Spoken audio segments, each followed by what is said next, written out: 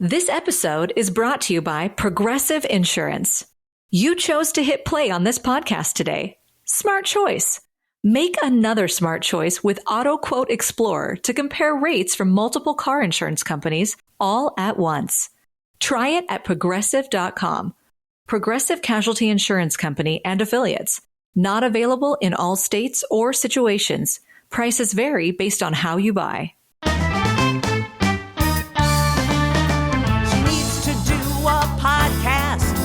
She never got her due. She's a big lesbian and a loudmouth Jew.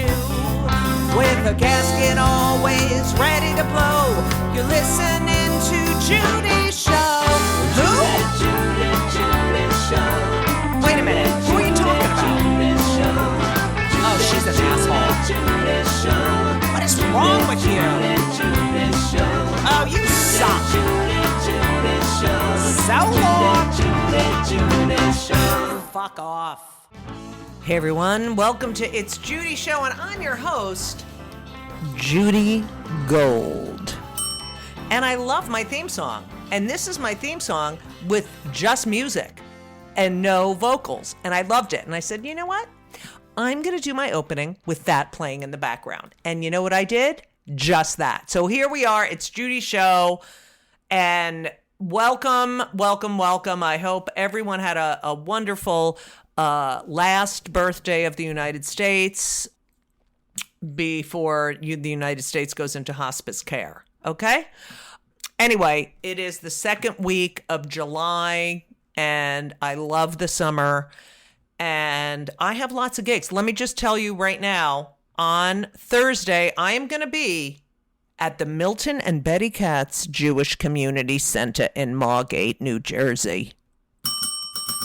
When I say the Milton and Betty Katz Jewish Community Center in Margate, New Jersey, I mean, that's what I mean, okay? That's on July 11th at 7 p.m. I am driving down there and driving back right after the show because I have to go to a wedding in Chicago the following morning. And as you all know, I am in Provincetown every Sunday, Tuesday, and Thursday night at 8:30 p.m. at the Post Office Cabaret. The Cabaret. But July 26 and 27, I will be at the San Francisco Jewish Film Festival doing a Q&A with my friend Fern Perlstein, who is the director of the movie Canceled. It was a documentary called Canceled, which is about free speech and cancel culture and comedy. And it was produced by Trevor Noah. And it's going to be at the San Francisco Jewish Film Festival, where I've been before, and I'm very excited to go. That will be on July 27th. I'm flying out there on the 26th. And I'm going to talk like this the whole time I'm there. Okay?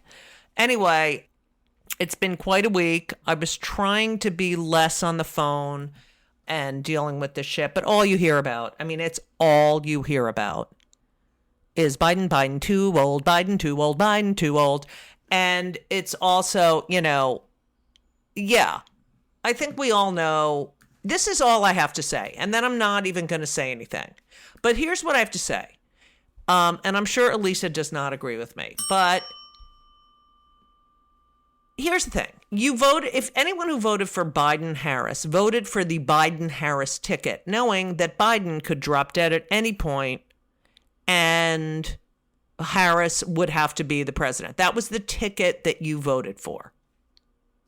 And now we're in that circumstance. And no one is talking about Harris. Kamala Harris is the vice president. And you may say she did a shitty job, or she's this, or she laughs too much, or she does whatever thing you would say about a woman vice president. Because we've had plenty of dumbass fucking men vice presidents. And we've had plenty of dumbass men presidents. Okay? Plenty. Who have no fucking social graces, Trump. I mean, it's the natural progression. And then we get a vice president, and there's the ticket. You might not love Kamala Harris, but you voted for her. So shut the fuck up. Okay, that's all I have to say.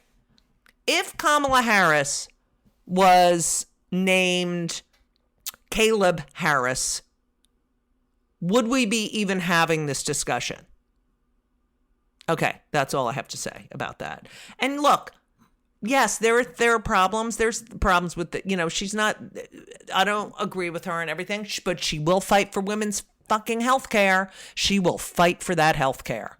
Her husband is a Jew. Okay? It would be the first person, female person of color with the first Jewish vice president. Okay? But let's not do that. Let's try to let's keep pushing Biden. Let's keep standing behind him, even though everyone knows we're in big trouble. Okay? And that fucking orange piece of shit on his fat ass golf cart, that I feel bad for the golf cart because he's such a fat fuck, miserable fuck. But anyway, him saying all this nasty shit, and these people, these evangelicals, I'm so Christian. Oh, Trump is God. What is no. And that Project 2025, have fun with that. Why don't you read about that? Okay? So, whatever. That's all I have to say about that, because I don't really want to talk about politics right now, even though I just did. Anyway, but this week on my lovely podcast, I love this guy so much. Jason Kravits. You know him from everything because he's been in everything. And he is, when I say, he's a very recognizable face. But when I say talented and from New Jersey, I mean, come on, because I'm from New Jersey, but just so fucking talented. He has a show coming up at Joe's Pub, and he asked me to be on it, and I really wanted to, but I can't because I'm going to be in San Francisco, open the Golden Gates. But you know him. He was on ABC's The Practice, Gilmore Girls, Curb, Friend. I mean, so much. And he's a Broadway. He's like that triple threat. And he's so great. And what a great life. You're going to love him. So that's part one of my conversation with Jason Kravits this week. And I don't even know why we're delaying that. And I'm still talking because who the fuck wants to hear me talk? But I really had fun with him. And I love part one and part two of my interview with Jason Kravits. So I hope you enjoy it too. Also, I hope I see you at my shows. My shows on the stage where I tell the jokes. Okay? So I want you all to sit back, relax, and enjoy part one of my conversation with the uber talented Jason Kravits. Welcome to It's Judy Show. And today, my guest, I mean, I don't even want to say what everyone says because I'm not everyone, but he is a character actor. He's actually the consummate performer, one of the most recognizable faces. But like me, I think he gets wait, did I go to high school with you? Or wait a minute, you look really familiar. Are you friends with blank?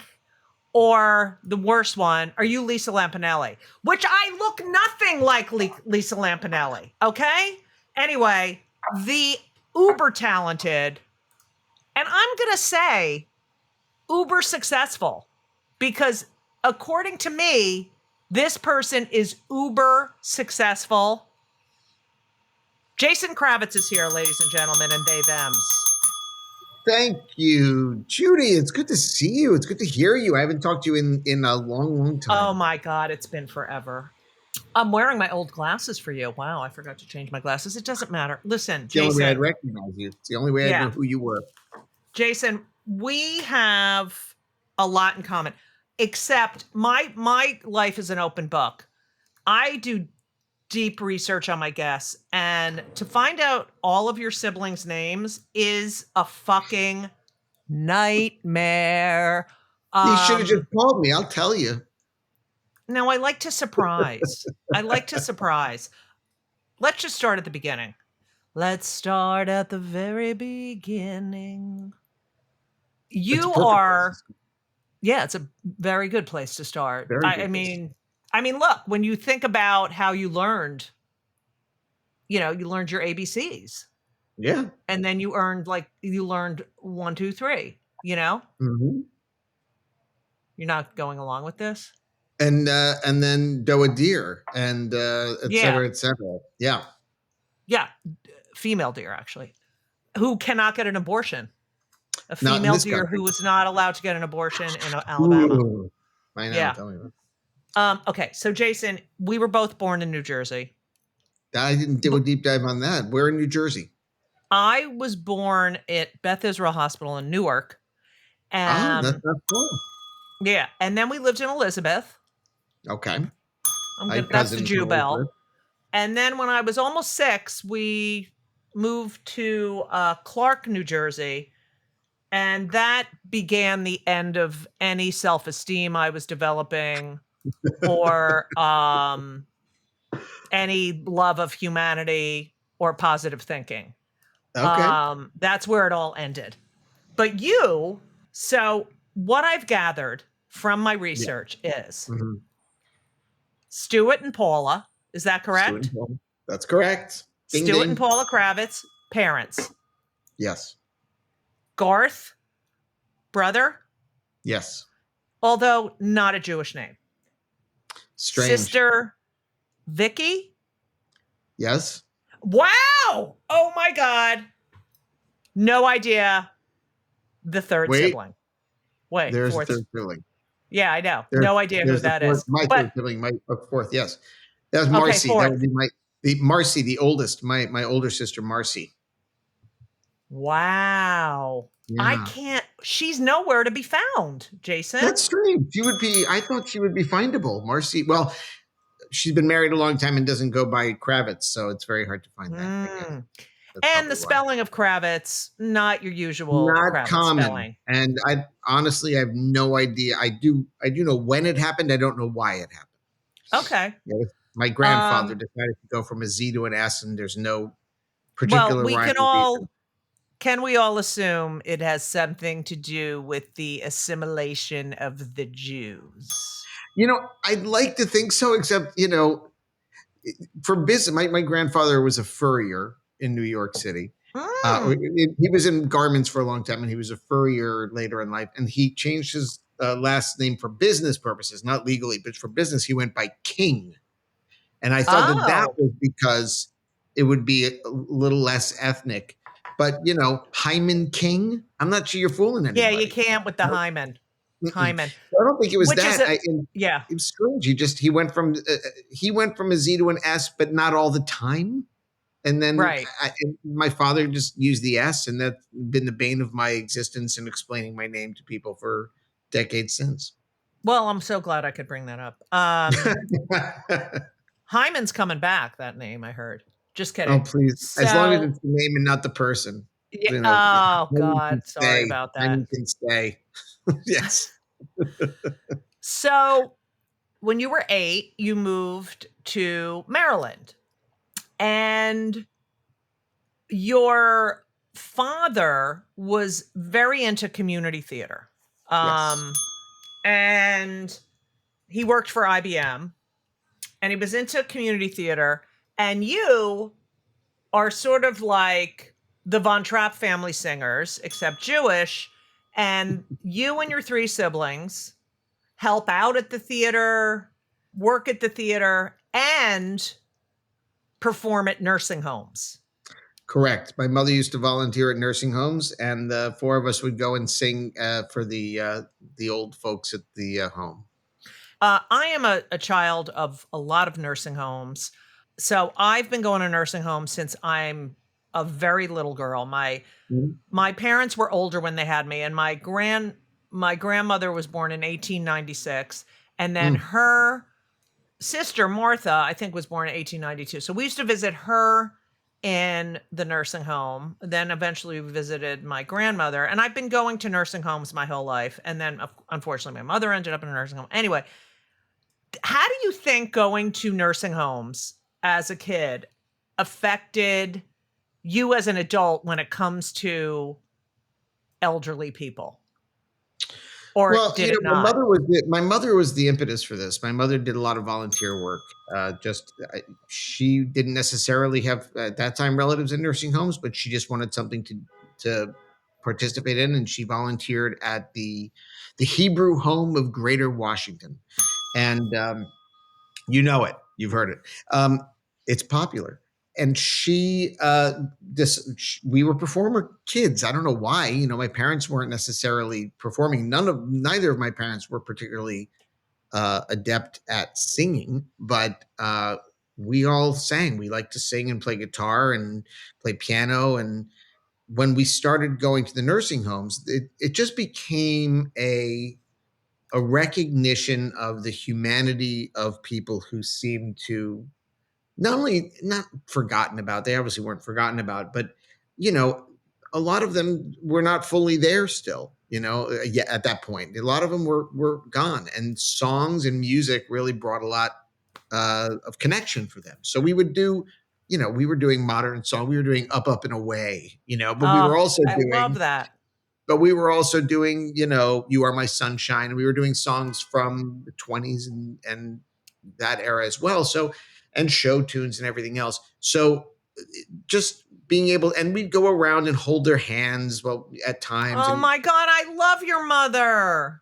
she's great that was a really important thing that she Yeah, taught us, which was not just that there's a certain amount of respect you have to have for people, but that the arts is some place you give. It's something you use. It's a gift that you give, and not just something that you get attention for, which is right. clearly a big part of any performer's impetus to perform, was to get the But it's attention. also, don't you think that you, at such a young age, realized the effect the arts had on Yeah, human beings? And, totally.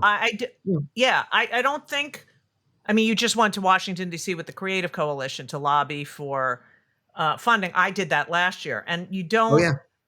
it's fascinating that you have to convince people that this, I mean, because as you said, you see these people who are not there, but then they hear a song and they're there.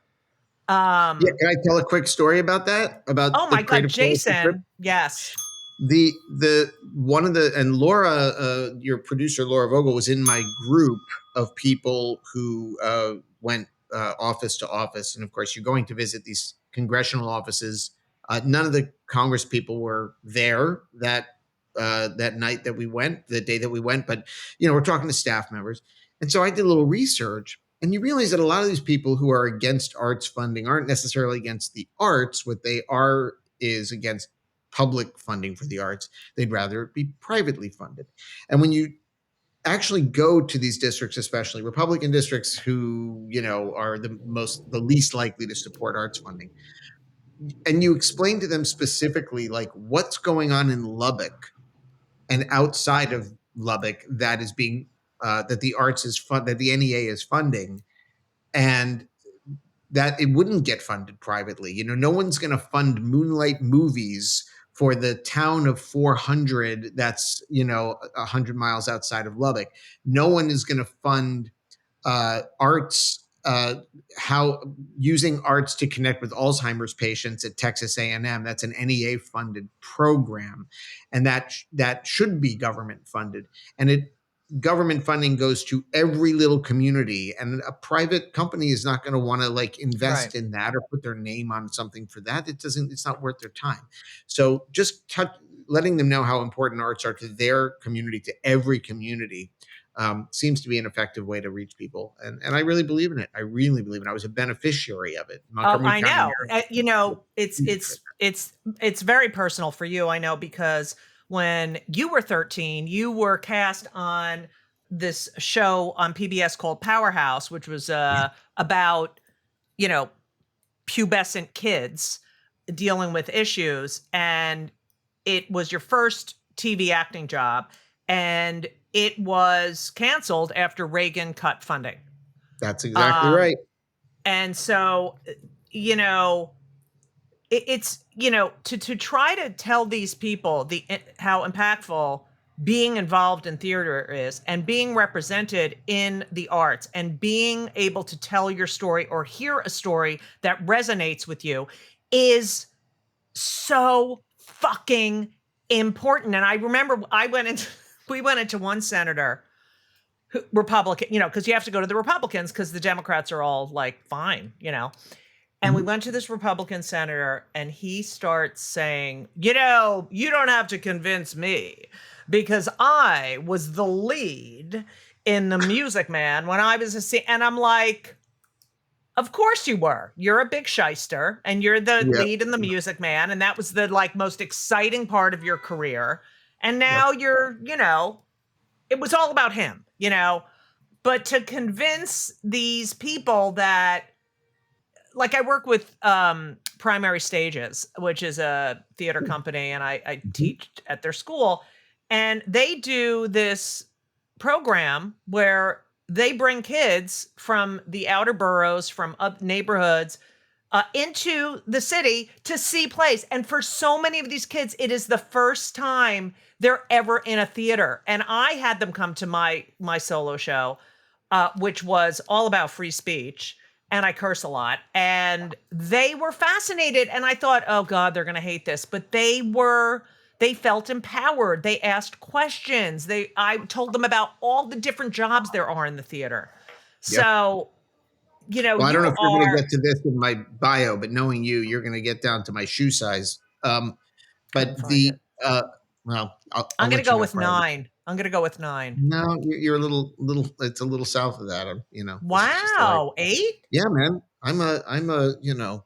I'm an anomaly. I've got. You know. I'm just before everything fits. That's where I live. That's great, because I'm an 11 and a half men's and a 13 women's. So enjoy buying shoes for that fucking size. Okay. So part of my work after college was I worked with the Roundhouse Theater, which I'm sure you got on your list somewhere. I hope you have on your list, because it's one of the things I did was arts outreach in performing in schools, writing and directing.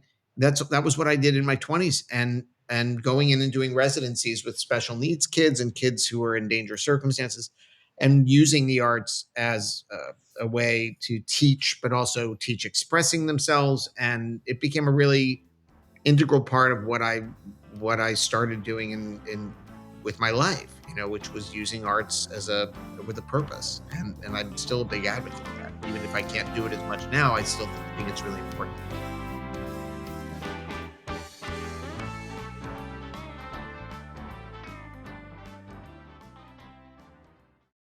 This week's episode is sponsored by BetterHelp. Now, you know, I am a huge advocate for therapy. I talk therapy. I like physical therapy too, but you know, I'm talking about talk therapy. I've been in therapy since I'm 18 years old. There is nothing better. Nothing better.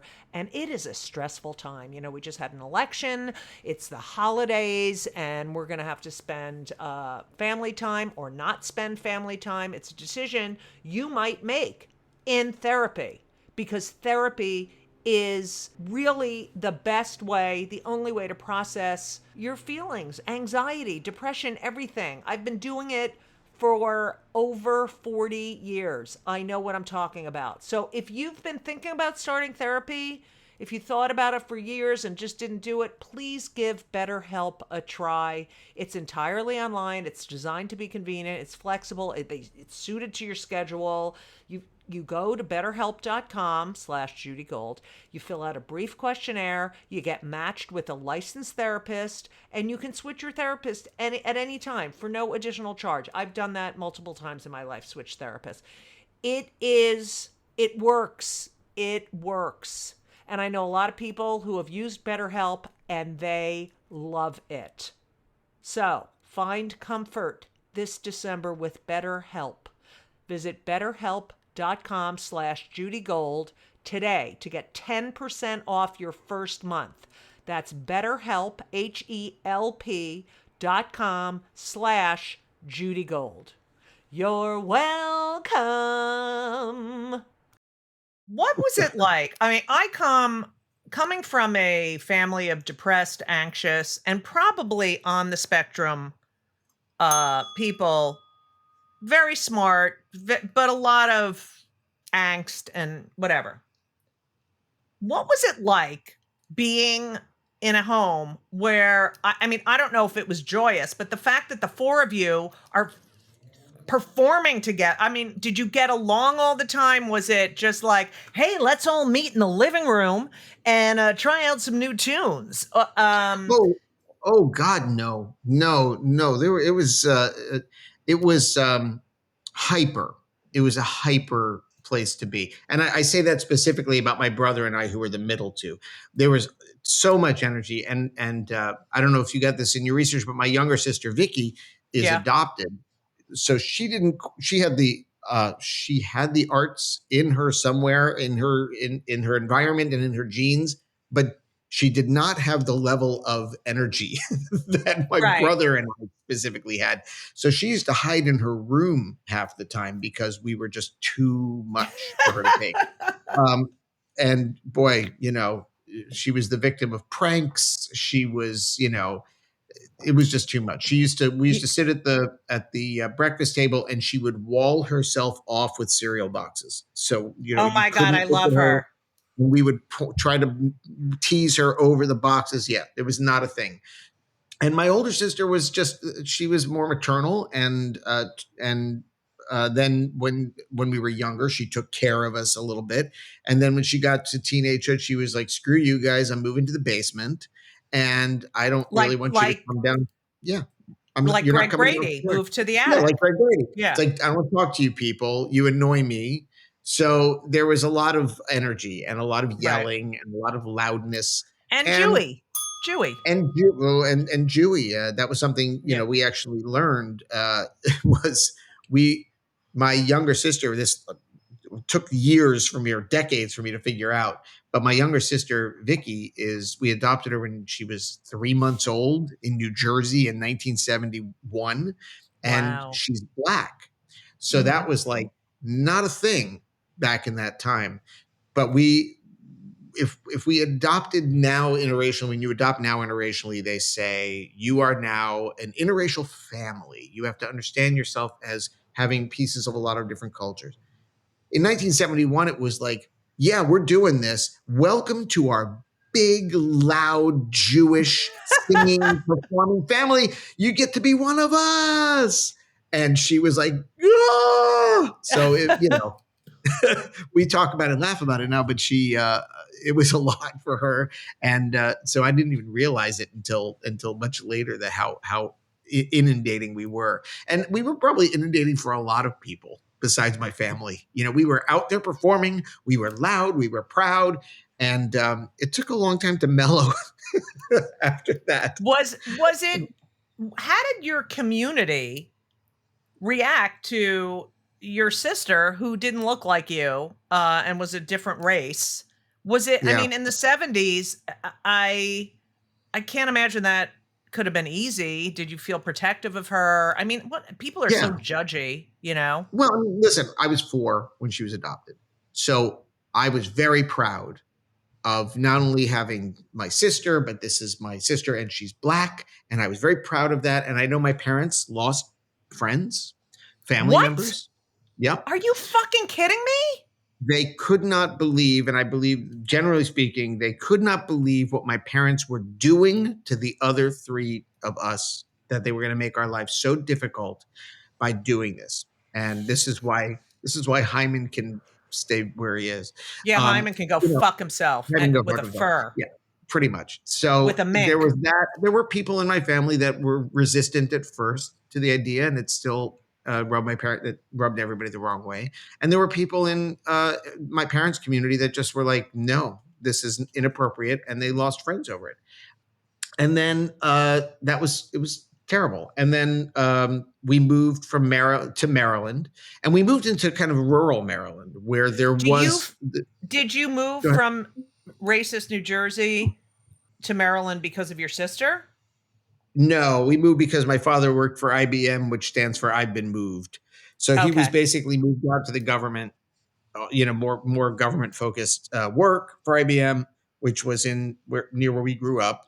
But I think they really did seek out a place to live that there was a bit of a mixed community, and the reason it was mixed where we were was we were in a suburban, kind of exurb of Washington, D.C. So it was beyond suburban. It was a little bit more rural. Even we were on the edge of rural. And below us was the metro, and north of us was cornfields and horse farms, and in a way still is kind of that way.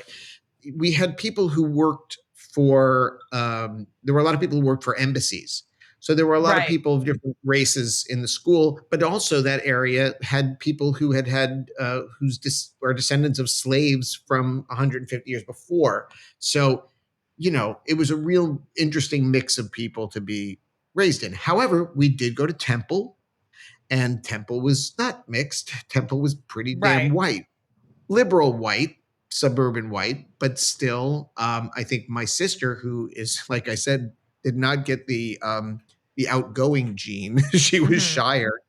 And we would go to Temple. And I think she eventually started feeling uncomfortable because people were just looking and pointing. Right. And I would walk in going, yep, that's right.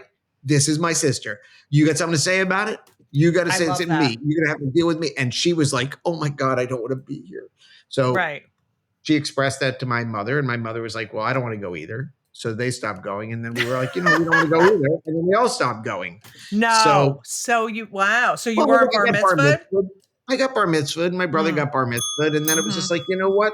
That's enough. And we started kind of like moving away from the Temple life. And I have fond memories of certain things about Temple, but I go every once in a while. I don't particularly miss it. But to answer the broader part of the question was, for a long time, I thought of my sister as this amazing Black sister. It's something I was proud of, made us different, made us special. And it took me until I was in my early 20s to kind of see her as an actual human being and really learn who she was. And we became very close, and we're still tight to this day. Oh, I love that. And, I think when she wants to talk about adoption issues or finding family members and things like that, I'm been her go-to person because I've had the time to, obviously all of us love each other and are communicative, but I think that we've been able to talk on a deeper level about certain things like that. And that's been great. And does your mother feel threatened, or is it? My mother's concern usually is about my sister's feelings more than anything, like worrying about that she's going to be upset about something or be hurt by something. And so she's protective of that. But I don't think they're particularly, there was no hiding the adoption situation from an early age. It wasn't like a secret. But, like I said, my sister is wasn't the most outgoing kid. So she was automatically different being in our family. And that, I think, was a difficult thing for her. And now, she's a pretty well-adjusted person. So that's so great. So lucky to have a brother like you.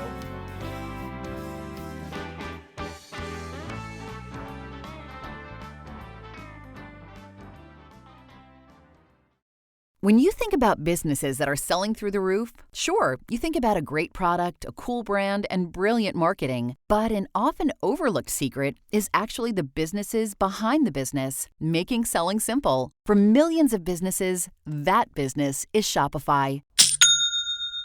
Nobody does selling better than Shopify. They're the home of the #1 checkout on the planet and the not-so-secret Shop Pay that boosts conversions up to 50%, meaning way less carts going abandoned and way more sales happening.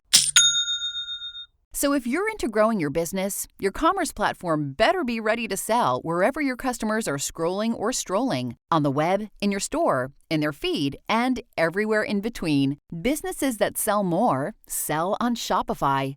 Upgrade your business and get the same checkout Allbirds and Skims use. Sign up for your $1 per month trial period at shopify.com/start selling, all lowercase. Go to shopify.com/start selling to upgrade your selling today. Shopify.com/start selling. So you were on this PBS show, and that, you were 13, and then really focused on theater. You were like, oh, I'm going to go back to high school. I'm just going to be in all the school plays. And then you went to college at University of Maryland, where you co-founded the first improv group there called Erasable Inc. I know other people have asked you this before. Being on a television show at 13, what do you think you got from that transferred to, did you get more confidence? Did you feel, wow, I've got more experience? Did it give you in your head this, because you're so insecure. At that age, especially when you're a performer.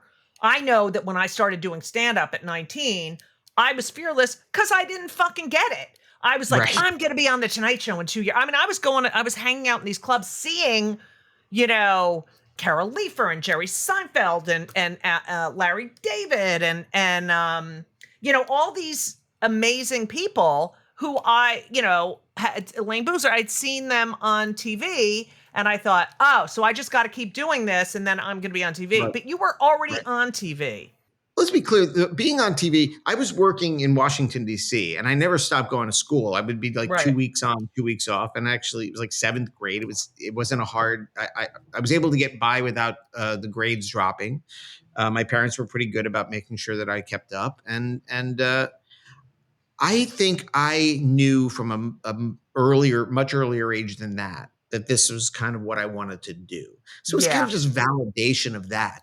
When that was over, I wasn't like, now I have to pursue television and I got to go for the big. I was like, great. And now I'll go do the plays at high school and I'll do the plays at college. And my sister was just 2 years ahead of me wherever I went. And she was always playing in the band.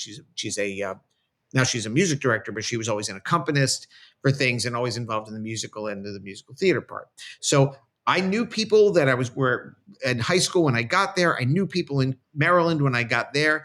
And I just wanted to perform. That was it. I didn't care where it was. I didn't think it was that big a deal. When I remember I got to college and I had the opportunity to audition for their fall season. A couple of different plays were going on. And the musical was Evita. And I had just come from Joseph and the Amazing Technicolor Dreamcoat and How to Succeed and all these things. And I was very driven to do these things. And Evita came up and I'm like, I'm going to be in the musical Evita. And I didn't get in Evita. I got instead into a play by Carol Churchill called Cloud Nine, very famous play. Oh, yes. And I thought I was disappointed. Everybody else in college who was older than me was like, how did you get to be in the – that's like a 7-person show and you're doing it in this little black box theater. It's going to be great. And I was like, but I want to do the big show with the music in the chorus. I don't care. That's what I knew.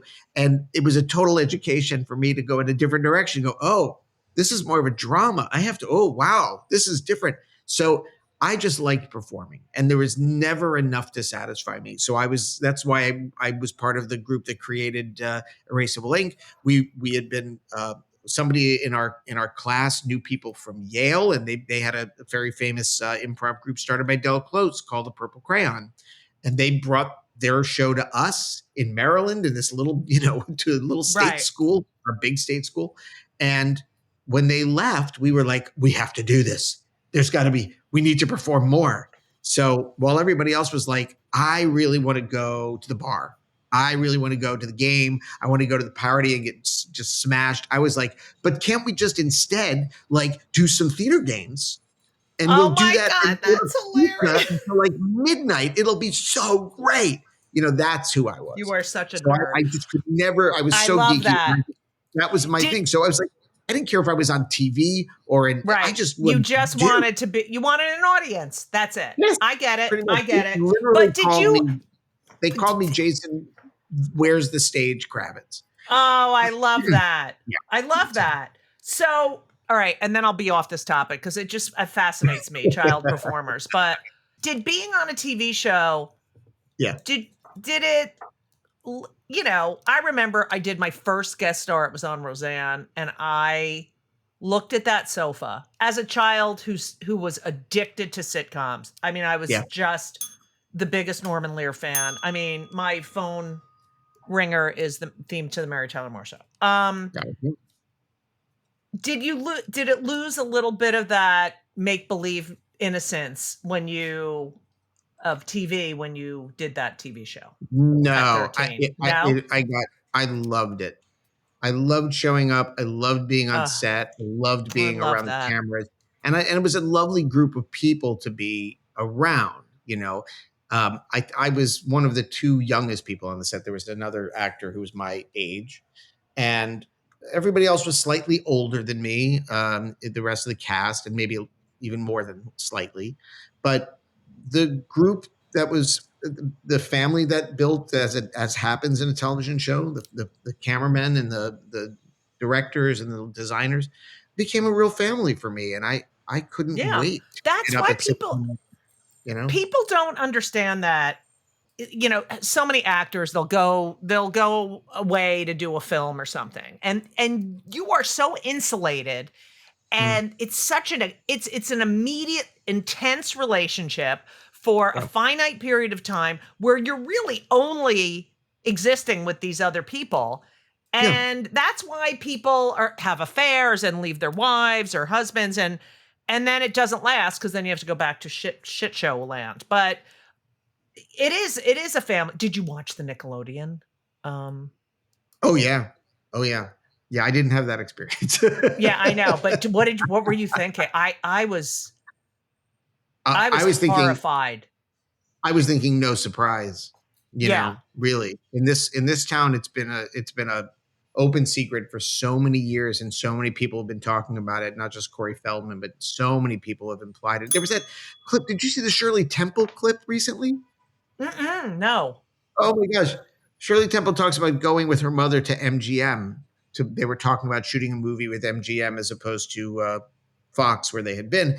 And so she said, we went into the offices and they split us up. Louis B. Mayer took my mother into one office, and this other guy, she says his name, and I honestly don't remember the name, but she takes me into his office. And she says, that's when I realized what it meant to be exposed to the movies. And then she was like, someone said, so what did you do? She goes, I just laughed. I was like, are you kidding? That's hilarious. I'd never seen a naked body except my own. And I just started laughing. And I didn't say it. And he got so mad and he kicked me out of his office. And then I remember walking to the parking lot silently with my mother, holding her hand. And I said, Mom, I have to tell you what happened. And she goes, well, let's just say something similar happened in Louis B. Mayer's office to me. And it's just like, and they said they scurried back to Fox where they felt safe. And it's on YouTube. Oh my God. It's so fucking disgusting. And when my son wanted to, is your son's name Charlie? That's correct. Oh my God. Yes. Okay. And that's another thing we have in common, by the way.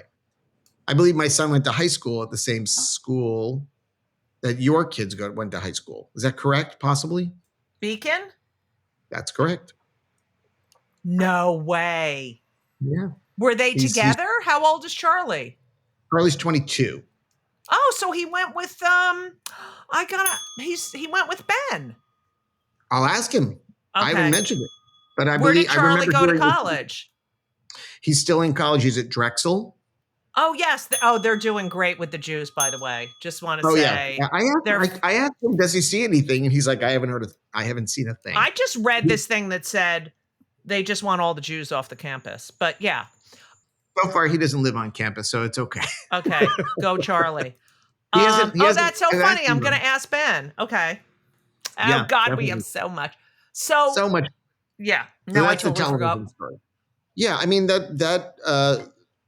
I had to, as we all do, have to get over the desperate need to perform at some point or another, or else you lose your mind. Yeah, But your journey.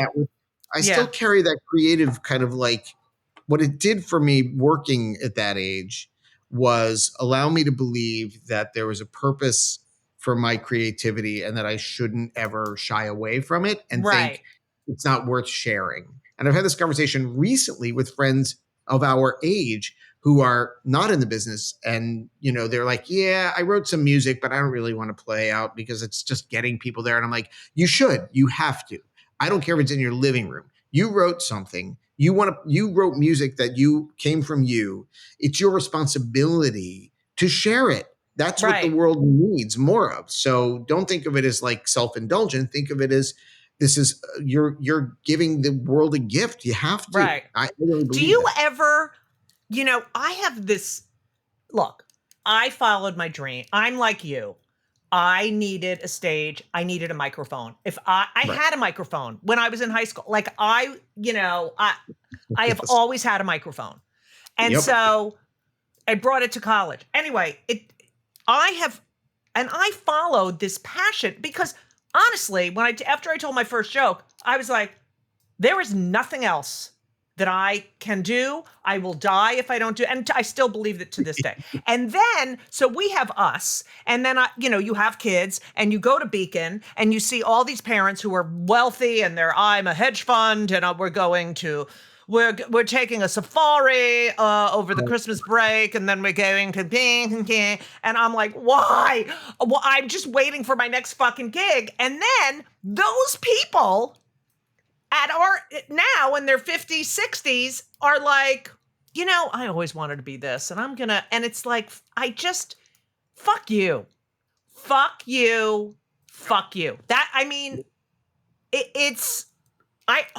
you ever feel, you're so recognizable, but did you ever feel when you were at these parent teacher or like, and you're watching these other parents who, in their suits with their briefcases and their JP Morgan, I don't know. I always felt like I wanted to yell out, fuck you. I don't know. Did you ever feel Judy, Charlie spent the first chunk before he got to Beacon, he was in private school situation and we were the kind of parents that got breaks. We were the ones who got the breaks at the private school. Right. They all know it. Yeah. We interviewed well and everybody knows who you are and they all want to, if you want to come out to the Hamptons with us one day, we'll happily have you. You're like, that'd be so nice, whatever. And some of them are really nice and I think they're down to earth, but a lot of them, you can't relate to them. Like, can you imagine getting up and all you think about is money and how much more money I can get. And now today I'm like, oh, fuck, I should have paid a little more attention to that. But I don't know. Your journey. The other question. I am recognizable in the way you're talking about. I have the same, except I don't get Lisa Lampanelli mistaken for Lisa Lampanelli, but I've gotten some really good ones. I remember being at an airport and someone said, "Are you from Hawaii? Do you live on the Big Island?" That was a good one. "Is your name Scooter? Did you go to Yale?" That was a good one. I had one person on the subway in New York when I was with Charlie when he was younger, look at me and say, "Hey, are you a parole officer?" And I was like, "No." He goes, "Are you involved with the criminal justice system in some way?" I said, "No." And he goes, "Do you recognize me?" And I said, "No." Oh my God, that's hilarious. So I do get I still to this day, I mostly get, "Do you live in Brentwood?" Oh my God, I know, it's all the time. Thank you so much for listening to part one of my incredible conversation with the incredibly talented Jason Kravits. Part two is next week. This podcast is produced by Laura Vogel, edited by Colin Schmaling, and the theme song, which I fucking love, written and background vocals, and he did everything. Lauren Gold. I love him so much. you should follow him on Instagram. He is the piano player for The Who, for Chicago, and I think Earth, Wind, and Fire. Okay? He's so fucking talented. And he was the piano player at the Comedy Store in the 90s. And that's how I met him. And he is beloved by so many musicians and comedians. And we're not related, but he's my little brother. Anyway, so thank you, because I really love the new theme song. Oh, no, now some other song comes on. Crazy beat, ASAP Rocky, that my kids put in my fucking Apple Music library. Annoying. And underneath it is the Brandenburg Concertos by Bach. Okay? And then it's like Dr. Lecter. And then it's like Adele. I mean, it's ridiculous. And then it's, ASAP again. And then it's ABBA. I mean, it's ridiculous. Anyway, so that's my music library. But I just want to say thank you all. Please subscribe and leave a review. Please. I know people are like, oh, I'm going to subscribe. I'm going to subscribe. I'm going to subscribe. No, you're not. You didn't do it. Just do it. Subscribe and leave a review. And give me 5 stars. What else? My dates. Provincetown, the Post Office Cafe and Cabaret. It's in the Cabaret, not in the cafe. But you can get a nice meal and some drinks, and they have music in the cafe downstairs. Every Tuesday and Thursday and Sunday night at 8:30. And I will be at the Milton and Betty Katz Jewish Community Center in Margate, New Jersey. This Thursday, July 11th at 7 p.m. And San Francisco Jewish Film Festival on July 27th. And listen to this. I'm going to be in Trenton, New Jersey, where my father worked, on August 24th. But I'll have more, that's a Saturday night, but I'll have more information about that coming up very shortly. And that's it. I think I love you all for listening. I think this country is going to shit. Thinking about the hostages as I do every single day, hoping they will be back home very soon. And I love you. I love you. Thank you for listening. And as we always say, so long. This sale season, Ritual is urging you to think about what's essential. Your daily health? Pretty essential. Making sure your products are heavy metal tested, clean label project certified, and sourced through a traceable supply chain? Also essential. So this Black Friday, skip the micro trends and put your savings where they matter. Your health. With 40% off daily essentials like stress relief and Symbiotic Plus for gut support.